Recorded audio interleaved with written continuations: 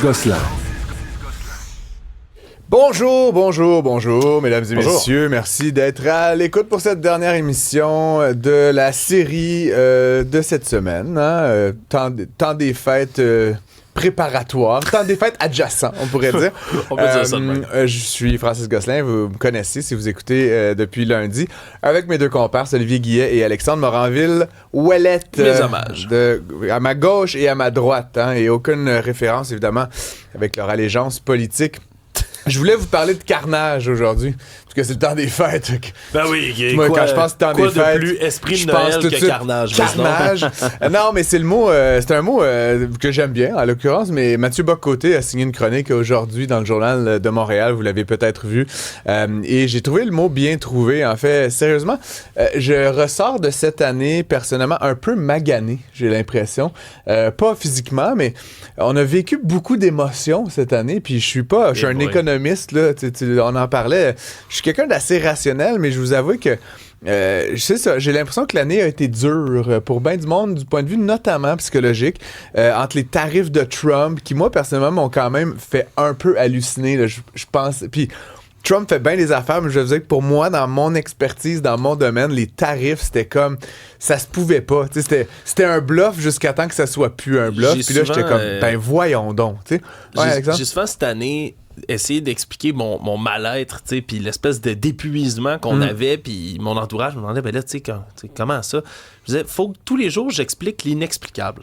C'est un peu ce qu'on a fait toute l'année. Des trucs complètement absurdes. Tantôt, je vais vous parler, le Donald Trump vient d'annoncer quelque chose qui ressemble aux Hunger Games aux États-Unis, juste avant Noël, regarde, bon, là, on va s'en reparler. Ben avec des immigrants, c'est ça? Non, il va les mettre dans un enclos. Non, quand même pas, là, mais je veux dire, je vais sélectionner un jeune homme et une jeune femme de chaque district, État des États-Unis pour compétitionner 4 jours dans la capitale, dans un zone qui disait Bannon et Luc La Liberté. Mais donc, Trump, c'est une chose, mais après, on peut quasiment bloquer Trump. Enfin, je sais pas si c'est possible, mais on peut dire je m'en fous, puis bon. Mais au Québec, on a quand même eu, la vie chère, ça c'est difficile d'y échapper, puis à moins d'être très très très riche, là, le prix du fromage, Simonac, le prix de la bière, le prix du steak, c'est juste des choses qui... et même quand on gagne bien notre vie, coudonc, t'arrives, c'est comme coudonc, 18$ le bloc de fromage, il me semble, ça a pas de maudit bon sens. Il y a comme quelque chose de... Et donc ça, puis évidemment, dans le maganage, j'ai trouvé, puis Alex, tu le commandes bien, peut-être que c'est nous, chroniqueurs, nous, journalistes, nous, dans le domaine des médias qui sommes un peu plus sensibles, mais j'ai trouvé que la fin de règne de la coalition Avenir Québec était épuisante, en fait. J'ai trouvé ça épuisant de voir ça aller. Je suis comme tanné de ça, puis tu sais, entre guillemets, tout le monde le sait, là, on voit les sondages après sondages qui leur donnent 0 député, puis c'est comme ce monsieur, François Legault, puis ce parti, puis on les haït pas, là, Geneviève Guilbeault, puis on veut pas leur mal, mais c'est juste comme ces gens-là qu'on a élus par un raz-de-marée post-pandémique à une forte majorité, puis qui là s'accrochent alors qu'on veut plus d'eux. C'est bizarre. Ouais. C'est comme ton locataire tu sais qu'il va s'en aller, mais dans les 3-4 derniers mois, il est gossant, ou ta blonde avec qui t'habites, vous savez que vous allez plus être un couple, mais il faut se trouver un appart, puis là t'es comme, tu dors dans le même lit, puis il y a quelque chose de fatigant là-dedans. Puis évidemment, ils prennent, voilà, ça c'est ma petite parenthèse, ils prennent des mauvaises décisions, puis là, ça c'est fâchant.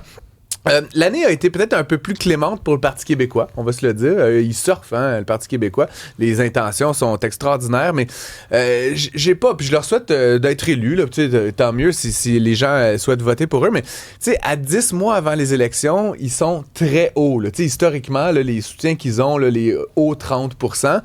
Puis cette semaine, on avait au micro de Marc Bollard, le chef du Parti conservateur du Québec, Éric Duhaime. Ouais. Puis lui, il avait cette formule. Puis je choisis pas des gagnants et des perdants ici, mais il disait, je préfère piquer atteindre le sommet. Le sommet, ouais. Je préfère piquer le 5 octobre 2026 que maintenant. Puis je me dis, pour le PQ, continuez, mais faites attention, parce que quand t'es en haut, la seule direction, ça serait étonnant qu'il y ait 50% des gens qui votent pour eux.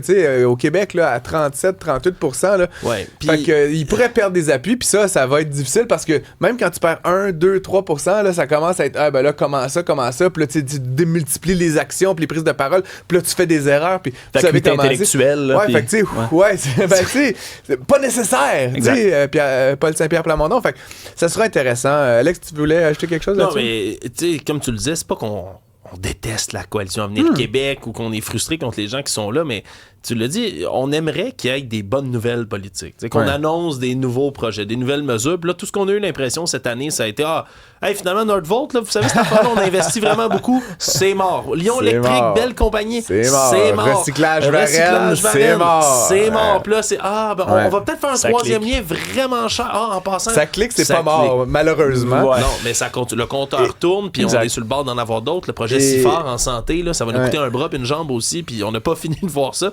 Fait que les bonnes nouvelles en politique québécoise, on en a peu. Je vais y arriver, Alex, parce que je voulais finir sur mon carnage, c'est mon mot du jour. Là. Parce qu'après la CAQ, qui est comme cette espèce de zombie en fin de vie là, qu'on voit aller, c'est quand même aussi le carnage de Québec solidaire cette année. Là, je veux dire, encore une fois, je fais pas de partisanerie, mais un parti qui a décidé, là, manifestement, puis je sais pas s'ils le savent, mais ils ont décidé, en excluant d'une certaine façon Gabriel Nadeau-Dubois, je veux dire, il s'est auto-exclu, mais c'est comme... ça vient de quelque part. Je ne t'aime pas moi non plus, là, mais ils ont décidé d'abandonner le projet de former le gouvernement. C'est clairement ça, ça que je traduis. Un genre de repli sur soi, un repli paroissial, un repli sur sa base. Puis, tant mieux, mais c'est un abandon complet de l'ambition politique véritable. Je veux dire, on fait pas de la politique pour être le troisième parti d'opposition, mais eux, c'est ça qu'ils ont choisi, d'être un parti de nuisance, en fait. Puis je trouve ça bizarre, parce que on pourrait penser qu'il y a des gens de gauche au Québec, puis il y a des gens au milieu qui pourraient de temps en temps voter là, mais là, clairement, c'est plus ça le projet de Québec solidaire, puis je trouve ça plate. En fait, d'une certaine façon, c'est l'évacuation d'un parti complètement de la joute où on cherche à être le prochain gouvernement. Puis une opposition absolument constructive. Le Québec solidaire ont passé les 4-8 dernières années en étant une opposition incroyable. Ils ont amené toutes sortes de choses. Ils ont des propositions mais moins maintenant. Ils sont glissés dans Haroun Bouazi. L'intimidation aussi avec l'affiche sur PSPP. Là, comme quoi qu'ils ne voulaient pas amener des gens. Tout ça.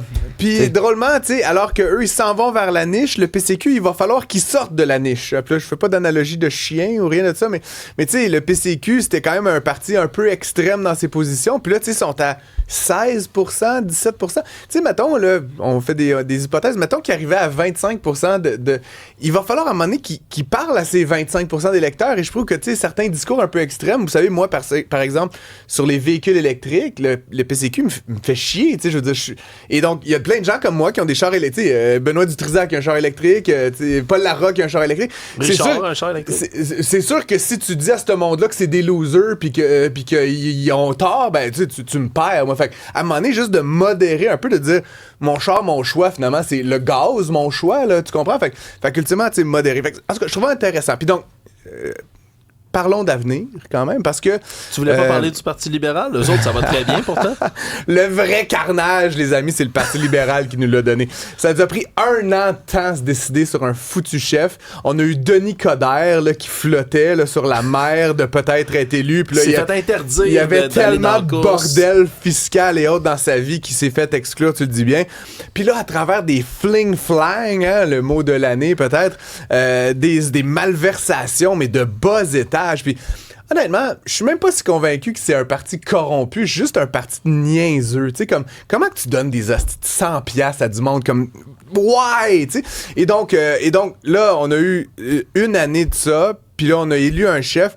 Rappelez-vous, messieurs, que Pablo Rodriguez a été élu par 4 points d'avance, 52-48, en faisant toutes ces magouilles-là. Ben, c'est pas lui, mais tu sais, avec toutes ces magouilles-là, il y a eu 4 points d'avance. Et donc, tu sais, Charles Milliard, qui semble, on a appris aujourd'hui que Carl Blackburn ne se présentait pas, tu vas en parler tantôt, mais Charles Milliard qui semble être sur le point de peut-être être couronné chef, mais Christy, il aurait dû être couronné en juin passé, puis être le chef tout ce temps. Tout ça pour ça. Tout ça pour ça.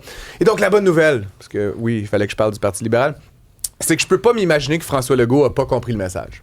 Puis là, c'est ma dernière, on verra bien, mais je vais faire une prédiction. J'ose croire qu'il va quitter de façon ordonnée. T'sais. J'ose croire qu'il va désigner un successeur, qu'il va pas attendre d'avoir 0 député à l'Assemblée nationale pour laisser son tour à Simon Jolin Barrette ou à Geneviève Guilbeault ou à Joe Blow venu de nulle part dans longtemps. Je peux pas croire qu'il est à ce point centré sur lui-même, obsédé par son propre ego, qui va nous faire ça, qui va faire ça à sa formation. Là. Il a réussi à former le gouvernement. Là. C'est rare là, des partis venus de nulle part dans l'histoire du Québec qui ont réussi ça, sortir de nulle part puis former 2 fois le gouvernement. Donc, je pense qu'il va quitter. Puis ça, c'est une bonne nouvelle au sens, tu sais, j'haïs pas François Legault, mais j'ose espérer que la CAQ va au moins essayer. Quand, selon toi? Ben, je sais pas. Le plus tôt sera le mieux, évidemment, parce que là, 10 mois, ça veut dire 9 mois, 8 mois, 7 mois. Il faut qu'il fasse une course à la chefferie. Il faut que la personne choisie dévoile ses couleurs, rallie les gens autour de lui ou d'elle. Puis ça sera intéressant. D'habitude, c'est le genre d'annonce que tu fais avant le temps des fêtes, comme on vient de faire du côté du Parti libéral. Le problème, c'est que François Legault, il l'a fait son annonce. Il a décidé qu'il restait, puis il l'a annoncé qu'il restait, puis quelques jours plus tard, on a vu hier, Christian Dubé, allié de la première heure, démissionne en désavouant le projet pour lequel ils ont travaillé. Pour moi, c'est le clou dans le cercueil, honnêtement, puis c'est le coup de grâce. Fait que, en tout cas, on verra. Des fois, t'as raison, l'idéal, ça aurait été que ça se fasse là. T'as encore le temps, François, là, jusqu'à 6h, je peux commenter en direct. Mais blague à part, il y a aussi parfois ce phénomène, tu sais, Justin Trudeau, là, tu sais, je vais y penser pendant les fêtes, puis là, on arrive finalement tôt en janvier. Donc, ça serait l'idéal. Puis sinon, toujours optimiste, là, je pense qu'Éric Duhaime va peut-être aussi comprendre le message, tu sais, un message de recentrage. Je pense que pour Québec solidaire, c'est terminé. Et on verra ce qui se passe en octobre. Mais là, eux, je pense qu'ils vont se faire livrer une solide leçon. Un petit message. Puis on verra bien. Puis les libéraux, ben on sait pas. Honnêtement, je sais pas ce qu'un parti libéral sous Charles Milliard est capable de faire. Moi, personnellement, un gars jeune de 48 ans, ça m'enthousiasme plus que Pablo Rodriguez. Puis encore une fois, pas d'allégeance particulière, mais je trouve que c'est comme un vent de renouveau. C'est un nouveau visage. C'est pas quelqu'un d'Ottawa. Après, c'est les milieux d'affaires, c'est la Fédération des chambres de commerce, là, on pourrait dire toutes les critiques qu'on veut, mais ça pourrait finir à quelque part. Puis on l'a vu avec le sondage qui a été dévoilé au terme de tous les fling-flang. Là. Les libéraux, ils ont comme un genre de socle de 20% qui est quasiment incompressible. Fait que rajoute un peu... Depuis combien de décennies? C'est ça, mais tu sais, fait que rajoute un petit peu de magie d'un jeune là, beau gosse qui dit 2-3 affaires pas trop niaiseuses. Puis un petit soupçon peut-être de l'épouvantail du référendum. Je sais pas s'il va jouer à ce jeu-là, Charles Milliard, mais je veux dire, c'est la marque de commerce du Parti libéral. C'est sûr qu'ils vont en sortir celle-là. Il y a le Parti québécois qui est en tête des sondages. Ils vont sortir l'épouvantail, il va le brandir, puis il va rallier 20% du monde minimum. Et donc, je termine, Alexandre, en disant je suis fatigué médiatiquement et politiquement de cette année 2025 et je pense que l'année 2026 va être beaucoup plus intéressante du point de vue politique pour toutes les raisons que je viens de vous nommer. Je pense qu'on va avoir une vraie joute, de vraies conversations. Je suis peut-être dupe, là. Remarque, je suis un optimiste. Je le souhaite. Je pense que Donald Trump aussi, à mesure que les midterms approchent, ça va être très intéressant. Là. On a vu un homme complètement libéré de toute forme de contrainte, mais là, Christy, à mesure que novembre approche aux États-Unis, là, ça va brasser. On voit déjà des députés à la Chambre se désolidariser, voter contre Mike Johnson. Ça va être une année 2026 fascinante sur le plan politique. J'ai personnellement très hâte à cette année-là. Et après une année 2025 un peu annus horribilis, là, une année de carnage, je vous dis que ça va peut-être être une année un peu plus constructive où on va renaître de nos cendres comme un phénix. Puis là, on verra bien. Écoutez, on va se retrouver de toute façon au retour des fêtes. On sera tous là, messieurs, à différents titres, à différents rôles. Mais chose certaine, ce sera très excitant de la partager avec vous. Merci d'être à l'écoute. N'hésitez pas à nous écrire au 1877-827-2346 tout au long de l'émission d'aujourd'hui. On vous écoute. On est avec vous jusqu'à 18h.